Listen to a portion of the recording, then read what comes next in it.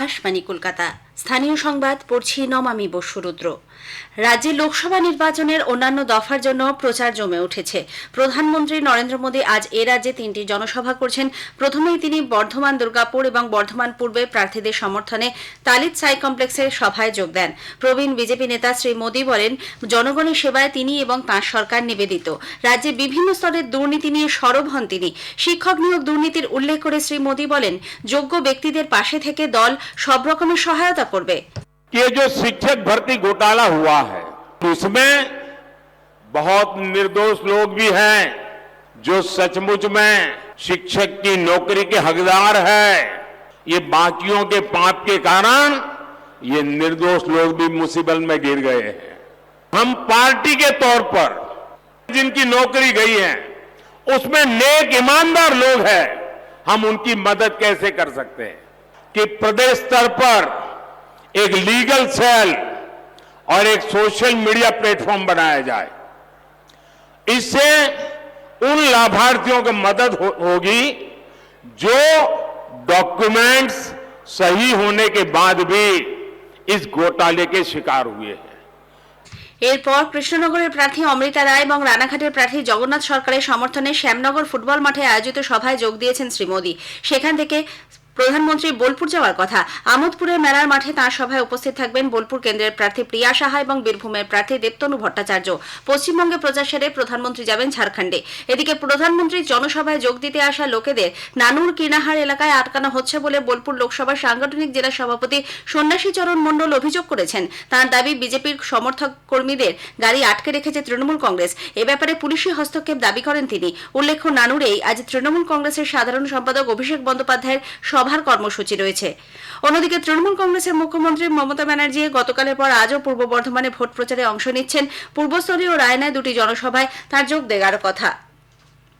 বর্ধমানের সভায় প্রধানমন্ত্রী শিক্ষক ও শিক্ষাকর্মীদের পাশে থাকার বার্তা দেওয়ার পরই প্রদেশ কংগ্রেস সভাপতি অধীর রঞ্জন চৌধুরী রাজ্যে নানান দুর্নীতিতে আদালতের নির্দেশে চলা সিবিআই ইডি তদন্তের গতি বাড়াবার আবেদন জানিয়েছেন। যে সিবিআই তদন্তটা হচ্ছে, সেই সিবিআই তদন্তের গতি যদি প্রধানমন্ত্রী আরো বাড়িয়ে দিতে পারে তাহলে ভালো হয়। কারণ সিবিআই তদন্ত চলছে না স্টেট অফ ইনার্সিয়া, কবে শেষ হবে আমরা কেউ জানি না। সিবিআই তদন্ত, ইডি তদন্ত যা যা হচ্ছে পশ্চিমবঙ্গে কোর্টের নির্দেশে, আবার বলছি আমি, কোর্টের নির্দেশে যে সিবিআই তদন্ত, ইডি তদন্ত হচ্ছে সেগুলোর গতি বাড়িয়ে সেগুলো সমাপ্তির পথে তা যেন শেষ হয়, তার জন্য প্রধানমন্ত্রী যদি কিছু বলতো তাহলে ভালো লাগতো। এসএসসি কাণ্ডে চাকরি হারানো যোগ্য চাকরি প্রাপকদের এসএসসি ভবন অভিযানকে ঘিরে করুণাময়ী চত্বর আজ উত্তপ্ত হয়ে ওঠে। পুলিশ মিছিল আটকে দিলে বাধে ধস্তাধস্তি, তুমুল উত্তেজনা ছড়িয়ে পড়ে এলাকায়। পুলিশের পক্ষ থেকে জানানো হয়েছে, মিছিলের কোনো অনুমতি ছিল না। পঞ্চম দফা লোকসভা নির্বাচনে মনোনয়ন পেশের সময়সীমা আজ শেষ হচ্ছে। আগামীকাল জমা পড়া মনোনয়নপত্রগুলি পরীক্ষা করে দেখা হবে। প্রার্থীপদ প্রত্যাহারের শেষ দিন সোমবার 6ই মে। এই দফায় 20 মে ভোট নেওয়া হবে 49টি আসনে।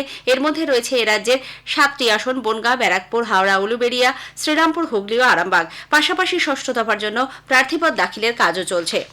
সাম্প্রতিক বিতর্কের মধ্যেই রাজ্যপাল সিভি আনন্দ বোস আজ রাজভবনের কর্মীদের উদ্দেশ্যে এক বার্তা দিয়েছেন। রাজনৈতিক শক্তিরা অশুভ উদ্দেশ্যে একাধিক ব্যক্তিকে রাজভবনে ঢুকিয়েছেন বলে শ্রী বোস দাবি করেন। এ বিষয়ে তাঁর কাছে গোপন রিপোর্ট এসেছে। রাজ্যপাল বলেন, সংশ্লিষ্ট কর্তৃপক্ষ এ নিয়ে তদন্ত চালাচ্ছে। এ ধরনের ঘটনা ভোটে জেতার কৌশল ছাড়া আর কিছুই নয় বলে তিনি মন্তব্য করেছেন। Now I have information, my very dear friends, that a more sinister plot has been hatched in the Raj Bhavan. We know the characters chosen for this. Beware. That is the nature of the political forces working in the state. I have braved many storms. I tell the political party that is plotting against me, I would like to be the captain of the storm, not captain of the calm, waiting for the next grenade and your hidden bullets. Yes, with great expectations. Please fire. Hey Lodai, Ami Lodbo. April মাসে রাজ্যে পণ্য পরিষেবা কর GST আদায়ের হার নতুন record স্পর্শ করেছে, যা গত বছরের তুলনায় 13% বেশি। এপ্রিল মাসে রাজ্য থেকে জিএসটি আদায় হয়েছে 7,293 কোটি টাকা। গত বছর এপ্রিলে এর পরিমাণ ছিল 6,447 কোটি টাকা। রাজ্যে অর্থ দপ্তর সূত্রে জানা গেছে, এক মাসে জিএসটি আদায়ের ক্ষেত্রে এ এক নতুন রেকর্ড। রাজ্যে এবছর হাই মাদ্রাসা, আলিম ও ফাজিল পরীক্ষার ফল আজ প্রকাশিত হবে। মাদ্রাসা শিক্ষা পর্ষদের তরফে জানানো হয়েছে, দুপুর 2টোয় ফল বেরোবে। 2:30 থেকে পরীক্ষার্থীরা অনলাইনে রেজাল্ট দেখতে পাবেন। wbbme.org, wbresults.nic.in ও exam.etc.com ফলাফল দেখতে পারবেন পরীক্ষার্থীরা। এবছর হাই মাদ্রাসা, আলিম ও ফাজিল মিলিয়ে পরীক্ষা দেয় 65,000-এর বেশি পড়ুয়া। পরীক্ষা হয়েছিল 1 ফেব্রুয়ারি, শেষ হয় 17 ফেব্রুয়ারি। স্থানীয় সংবাদ শেষ হলো।